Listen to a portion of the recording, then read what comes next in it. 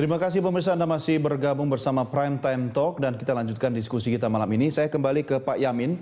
Pak Yamin, apakah ada fungsi atau mekanisme pengawasan dari para relawan untuk melakukan pengawasan terhadap kinerja dari komisaris-komisaris yang profesional, kata Anda, tapi juga memiliki latar belakang relawan tersebut?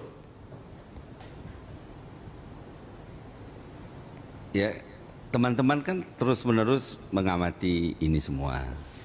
Jadi kalau teman-teman relawan itu sekarang bikin badan partisipasi relawan.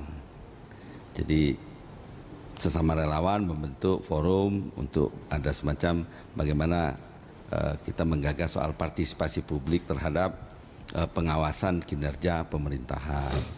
Dan jangan lupa Menteri BUMN itu kan diawasi parlemen. Kalau dia ngangkat yang salah, anggota yang komisaris yang salah, dia kan parlemen besok udah nanya.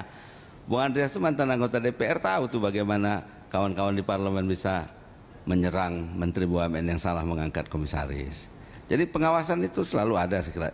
Tapi intinya bahwa komisaris ini kan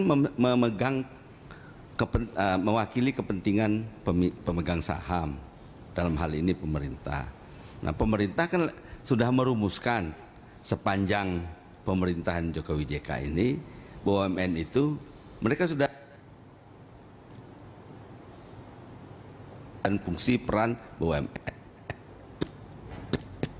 untuk mengawasi BUMN. Jadi kalau profesional nanti semua bangkir semua jalan tol itu nanti orang yang enggak begitu sebenarnya. Jadi menurut saya enggak kita sempitkan yang dimaksud Bung Jaim itu profesional. Saya nggak mau berpikirnya profesional itu sempit. Makanya saya nggak mengatakan istilah profesional dari saya mengatakan kompetensi yang saya katakan. Nah, saya setuju kita mengawasi teman-teman kita yang di mana di komisaris atau dimanapun, konflik of interest harus kita jaga. Karena itulah moral bangsa ini ke depan. Jadi jangan sampai kita mengulangi masa lalu di mana semua dijadikan alat. Itu menurut saya saya juga nggak setuju. Oke. Ya, Pak Yamin, ini kalau kita melihat dari semua nama-nama komisaris yang menurut Anda tadi memang orang-orang yang berkompeten ya, selain profesional tapi juga berkompeten. Lalu Pak, bagaimana komentar Anda terhadap nama Dias Hendro Priyono? Apa hebatnya dia Pak sehingga menjadi komisaris di Telkomsel Pak? Telkomsel itu kan anak perusahaan BUMN. Telkomnya yang BUMN. Kan jadi kalau anak perusahaan tidak apa-apa Pak, ya, komisarisnya siapa saja? Bukan, maksud saya agak beda cara kita memandangnya, gitu loh. Kita kan harus fair juga. Dan apa juga yang membuat tidak hebatnya Mas Dias itu, saudara Dias itu, hanya karena anak Hendro Priyono lantas kita pasti blame bahwa dia nggak kompeten. Terbalik juga. Maksud saya tidak menanyakan tidak menyampaikan soal dia tidak hebat atau namanya gimana Pak. Tapi menurut pengamatan Pak Yamin, apa kapasitas seorang dia sehingga layak jadi komisaris? Iya, Anda kan mengira dia nggak hebat sehingga dia nggak boleh duduk di situ. Ya, menurut saya dia kompeten karena dia pasti sudah lewat proses. Kan saya juga nggak mengatakan, saya ingin mengatakan begini loh, teman-teman yang jadi komisaris itu nggak juga ujuk-ujuk diminta, maksud saya nggak tanpa proses. Saya mendengar mereka sudah dipanggil lebih dahulu oleh menteri, saya mendengar mereka dipanggil oleh deputi, walaupun saya nggak pernah dipanggil ya, tapi saya tahu mereka dipanggil. Ada diskusi, ya itulah mungkin yang semacam fit on proper test. Kok Bapak nggak dipanggil mereka sudah Pak? Dipanggil lama, berkali-kali diajak diskusi. Alhamdulillah saya nggak Mas. Kalau Bapak ditawarin gimana? Dan bagi saya alhamdulillah saya pernah ditawarin, saya bilang enggak. Kenapa enggak Pak? Ada masalah Mas bagi saya. Ya itu kan cara saya memilih pekerjaan Mas. Beda lagi. Oke. Ya, baik Pak Yamin. Ya kan, saya ingin mengakhiri diskusi ini dengan Anda Pak Yamin. Caleg kan nggak mau, sama aja kan cara Anda memilih pekerjaan. Jadi dan saya kira banyak sekali relawan itu kategorinya bukan job seeker. Saya cuma ingin mengatakan, mengkritik begini ya, pandangan bahwa ada orang yang profesional, mumpuni, punya latar belakang yang hebat, hanya karena 6 bulan dia jadi relawan, lantas kita downgrade. Dia kan cuma relawan, kok jadi komisaris? Nggak fair juga. Saya ingatkan juga teman-teman. Baik, Pak Yamin, saya ingin mengakhiri diskusi dengan Anda. Dia yang sebenarnya itu siapa? Statement, Pak. Sama Silakan. juga Dias juga begitu. Saya ingin mengatakan bahwa banyak sekali relawan yang bekerja tulus selama ini dan nggak jadi komisaris. Jangan sampai karena ada beberapa orang menjadi komisaris, relawan yang lain yang tidak menjadi komisaris ikut di-blame juga, seolah-olah mereka selama ini vested interest, kayak job seeker gitu. Nah, saya ingin mengatakan bahwa orang-orang yang menjadi komisaris ini dia karena memiliki kompetensi. Ya.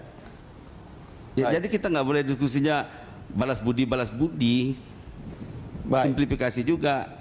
Saya menolaknya itu. Ya, baik Pak Yamin, terima kasih sudah bergabung bersama kami, Pak. Selamat malam, sampai ketemu lagi. Pemirsa, demikian diskusi saya dengan Bapak M. Yamin, Ketua Presidium Seknas Jokowi. Saya masih bersama Pak Zaim dan juga Pak Andreas. Pak Zaim, Pak Andreas, gaji komisaris itu berapa sih sebenarnya sampai heboh seperti ini untuk menunjukkan komisaris BUMN? Berapa persen, Pak, yang saya dari tahu gaji kalau direksi? menurut peraturan sih kalau nggak salah 20% dari gaji direksi. Tapi itu kan gaji pokok. Kita tahu kan di luar gaji pokok itu macam-macam tunjangan, fasilitas pelayanan, perlakuan. Cukup menggiurkan kalau kita tahu ada direktur BUMN yang gajinya sampai 200 juta per bulan. Itu direkturnya. Berarti komisarisnya ya, kira-kira tahulah bisa sampai separuhnya. Mungkin bisa sampai separuhnya in total, ya kan? Dengan tambahan-tambahan tunjangan tadi. Betul, sementara pekerjaannya kita tahu. Kenapa pakai tunjangan, Pak? Kalau pekerjaan di eksekutif, direksi lebih besar kan daripada komisaris yang mungkin lebih banyak waktu untuk main golf kan? Betul, ya. Saya nggak tahu detailnya, tapi pasti ada lah, nggak mungkin hanya itu. Tapi saya rasa tadi poin yang dari Pak Yamin itu kan bukan itu, bahwa kita seolah-olah mendowngrade orang-orang yang hanya kompeten tapi karena relawan terus dipersoalkan. Kan bukan itu. Terbukti bahwa ada yang kompetensinya nggak match gitu. Yang mana menurut Anda? Tadi misalnya Rafli Harun yang seorang ahli tata negara. Ya kan? Dan itu kan hanya satu di antara, dan sekali lagi contoh-contoh ini kan mungkin baru 10 atau mungkin saja kita kenalnya yang bersangkutan sebagai pengamat tata negara, tapi mungkin saja punya kompetensi di luar yang kita. Dan satu lagi yang dimaksud pengawasan kan bukan seperti DPR, pengawasan politik sifatnya. Ini BUMN, perusahaan, pengawasannya adalah teknis, usaha, kebijakan ekspansi, investasi, dan targetnya adalah bagaimana membuat BUMN ini sehat, artinya untung. Jadi sama sekali menggunakan kriteria dan kapasitas yang berbeda. Nah, itu saya kira yang harus kita persoalkan. Dan karena itu kita harus kembali kepada soal mekanisme dan prosedur dan aturan yang memang dalam hal komisaris ini menurut saya sangat longgar, sangat rentan terhadap kepentingan politik. Itu yang perlu kita Pak Andreas, ini walaupun PDI Perjuangan tidak punya nama-nama khusus yang diletakkan sebagai komisaris, tapi sebagai kader partai yang kemudian kalau kita katakan putus hubungan sejak jadi komisaris bisa menjadi seorang profil independen, tapi dampaknya kalau mereka tidak lolos dalam menjalankan tugas, partai pasti kena, Pak. Maksudnya lolos dalam menjalankan? Ya, kalau dia tidak sukses nanti dalam tugasnya sebagai komisaris. Ya, saya kira di sini memang untuk partai, mereka tidak mewakili partai lagi gitu. Tapi orang susah melepaskan bahwa dia bekas orang partai, Pak. Ya seperti tadi gitu. Tapi yang saya lihat di situ adalah artinya dari partai di sini orang yang ditempatkan di situ karena memang dia punya kapabilitas, ya, dia punya kompetensi di bidang itu gitu. Ya justru partai juga menghitung betul, kita tidak sekedar juga menempatkan orang atau mengirim orang yang diminta. Ini kan tugas negara sebenarnya. Atau sebenarnya partai sengaja membiarkan bahwa orang-orang itu biar saja jadi komisaris karena posisi atau kursi di partai sudah nggak ada buat mereka. Juga terlalu banyak hal yang masih perlu dikerjakan di partai. Kan Anda bisa begitu karena Anda sudah ketua, Pak. Kalau Bapak tidak ketua mungkin jadi komisaris di situ. Seorang seperti Pak Taniari atau Pak Soni Keraf, terus terang kalau saya boleh, ya lebih baik kita ini urus dulu di partai, ketimbang harus dia ada di sana. Tapi ini kan ya kita juga tidak bisa ini kan Pak. Mereka juga mungkin perlu ada refresh dengan ke posisi-posisi yang lain. Ya, tapi tetap dengan kapasitas dan kapabilitasnya kan. Betul, justru itu gitu. Dan di sana ya kita yakin orang-orang seperti Pak Soni Keraf tadi atau Pak Pataniari, ya mereka juga bisa membawa nama yang baik untuk PDI Perjuangan. Dan kita berharap seperti itu gitu, dan ya kami yakin mereka bisa melakukan itu. Oke, closing statement masing-masing Pak, silakan singkat saja. Ya, saya rasa kalau menurut saya yang harus diperbaiki itu memang mekanisme dan peraturannya. Kalau enggak, maka ini akan berulang. Problem ini akan berulang. Berulang 5 tahun sekali. Setiap kali ganti penguasa, ganti posisi, dan yang dijarah adalah APBN, anggaran negara, uang rakyat, ya kan. Jadi ini yang saya kira harus dicegah. Dan kita tahu bahwa BUMN ini memang jadi sapi perahan. Itu sudah dari dulu. Oke. Baik, kalau begitu sejelas itu gitu. Ya baik, saya harus mengakhiri diskusi kita kali ini. Saya jadi berpikir selesai pensiun jadi presenter, mungkin mau jadi komisaris. Pak Andreas, terima kasih. Sukses buat Anda Pak Zain, terima kasih. Selamat malam.